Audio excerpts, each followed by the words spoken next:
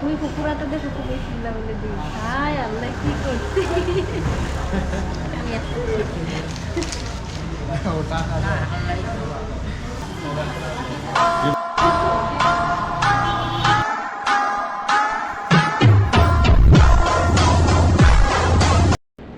আসসালামু আলাইকুম everyone, this is S M Sohag. Welcome to my YouTube channel rock rider 1.0। তো আজকে আমি কোথায় যাচ্ছি আপনারা ভিডিওর টাইটেল এবং থাম্বনেল দেখে অবশ্যই বুঝে গেছেন। আমার চাচাতো ভাইয়ের অনেক দিনের স্বপ্ন, সেটা আজকে পূরণ হতে যাচ্ছে। তো আমার চাচাতো ভাই অনেক বেশি এক্সাইটেড ছিল, তার স্বপ্নটা পূরণ হতে যাচ্ছে আজকে। আসলে এটা প্রত্যেকটা ছেলেদের ক্ষেত্রেই হয়। তার স্বপ্নের বাইকটা কিনতে যাওয়ার দিন অনেক বেশি এক্সাইটমেন্ট কাজ করে। তো একটা বাইক কিনতে হলে সর্বপ্রথম যেটার প্রয়োজন সেটা হচ্ছে টাকা। টাকা ছাড়া তো আর বাইক দিবে না। তো তার জন্যই আমরা শহরের মধ্যে ঢুকে গেছি। ব্যাংক থেকে টাকা উঠাতে হবে, দেন বাইকের শোরুমে যাইতে হবে। তো টাকা ওঠানোর জন্য চলে আসলাম পাবনা ইসলামী ব্যাংকে। এয়ার কর্নারের 3য় তলায় যেতে হবে। টাকা ওঠানোর পর সরাসরি চলে আসলাম পাবনা রাজু মোটরস ইয়ামাহা শোরুমে। তো বন্ধু শাকিল আগে থেকে চলে আসছে, 4V রাইডার সানভি আহমেদ শাকিল। তো শোরুমে মেবি ডেকোরেশনের কাজ চলতেছে, যার কারণে এই অবস্থা। বাইক রাখারই তো জায়গা নাই দেখতেছি, সামনের দিকে রাখি।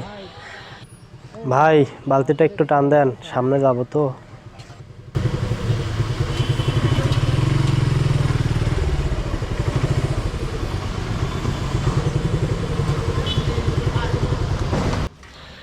তো বন্ধু জিক্সার, তুমি এখানে থাকো, আমি ভিতরে কাজ সেরে আসতেছি।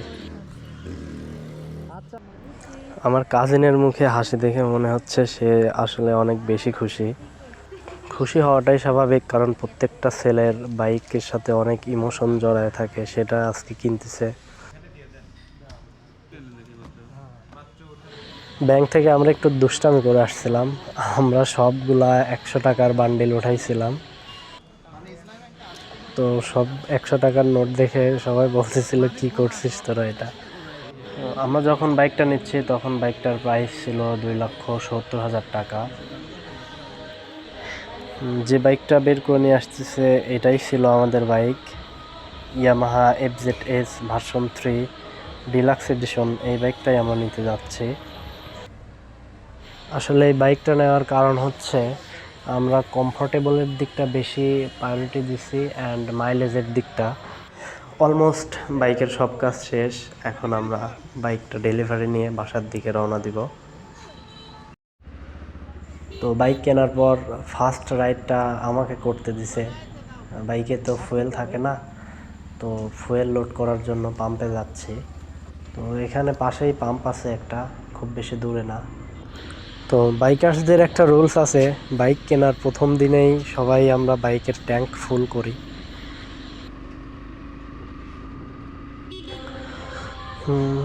লুকিং গ্লাসটা ঠিক করে নেই, নাইলে পিছন থেকে এসে মেরে দিলে আমি দেখতেই পাবো না। প্রথমত নতুন বাইক, তারপরে যার বাইক সে এখনও রাইড করে নাই, এর মাঝে যদি পিছন থেকে এসে মেরে দেয় তাহলে এর চেয়ে অনাকাঙ্ক্ষিত ঘটনা আর দ্বিতীয়টা হবে না। এই তো সামনেই ফুয়েল পাম্প, পাম্পে চলে আসছি। তো তাড়াতাড়ি করে এখন ফুয়েলটা লোড করে নিয়ে যার বাইক তার কাছে দিতে হবে, কারণ তার তো তর্স হয়েছে না আর কখন চালাবে বাইক। সিরিয়ালে পড়ে গেলাম দেখতেছি, বেশ কয়েকটা বাইকই তো আছে, একটু সময় লাগবে। যাই হোক, ব্যাপার না।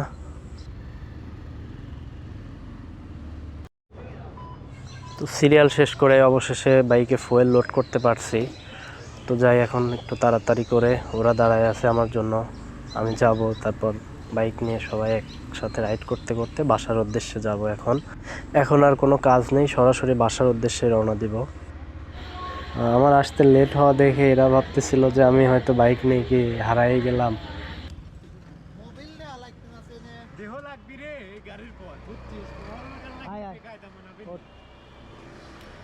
ধর।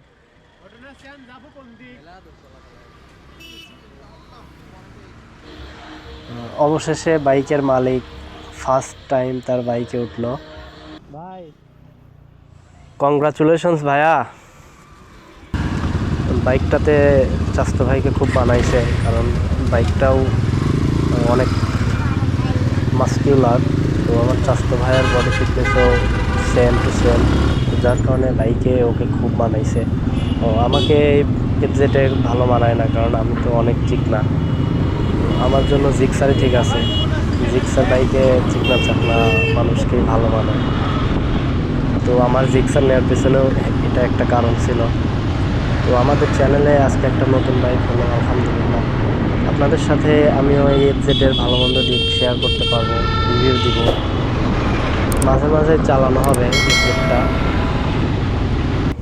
অবশেষে চলে আসলাম আমাদের গ্রামের সেই বিখ্যাত রাস্তায়।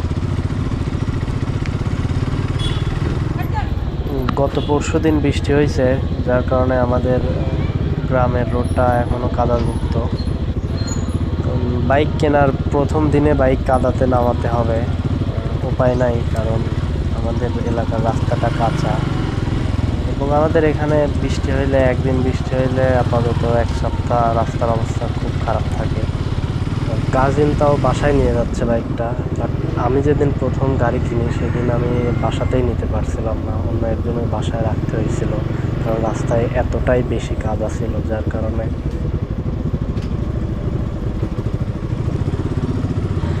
তবে আসলে একটু খারাপই লাগে, নতুন বাইকে আসলে কাদা লেগে যাবে, এটা কে চায় বলেন?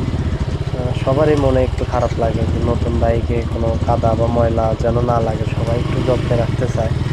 বাট আসলে আমাদের তো উপায় নাই, এখন আমাদের এলাকার রাস্তাটা কাঁচা, তারপরেও বৃষ্টি হয়েছে, যার কারণে রাস্তার এই অবস্থা। তো যাই হোক, ভিডিওটা অনেক লম্বা হয়ে গেছে, এর জন্য আপনাদের কাছে আন্তরিকভাবে দুঃখিত।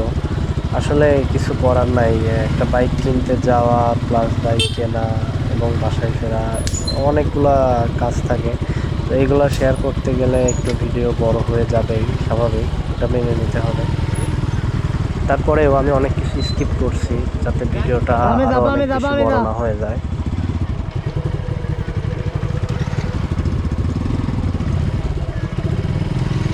তো আপনারা ধৈর্য নিয়ে যারা এই ভিডিওটা শেষ পর্যন্ত দেখলেন, তাদেরকে অসংখ্য ধন্যবাদ। রাস্তার অবস্থা তো আপনারা দেখতেই পাচ্ছেন, তারপরে মোটামুটি ভালো আছে, যার কারণে বাসায় যেতে পারতেছি, নাইলে তো আমাদের বাসায় যাওয়ার অবস্থায় থাকতো না। ভিডিওটা যদি ভালো লেগে থাকে তাহলে অবশ্যই একটা লাইক, অ্যান্ড চ্যানেলে নতুন হয়ে থাকলে সাবস্ক্রাইব এবং ফলো দিয়ে হয়ে যান চ্যানেলের নতুন মেম্বার। তো আবারও আপনাদের সাথে দেখা হচ্ছে নতুন কোনো ভিডিওতে। ততক্ষণ আপনারা সবাই ভালো থাকবেন, সুস্থ থাকবেন। আল্লাহ হাফেজ।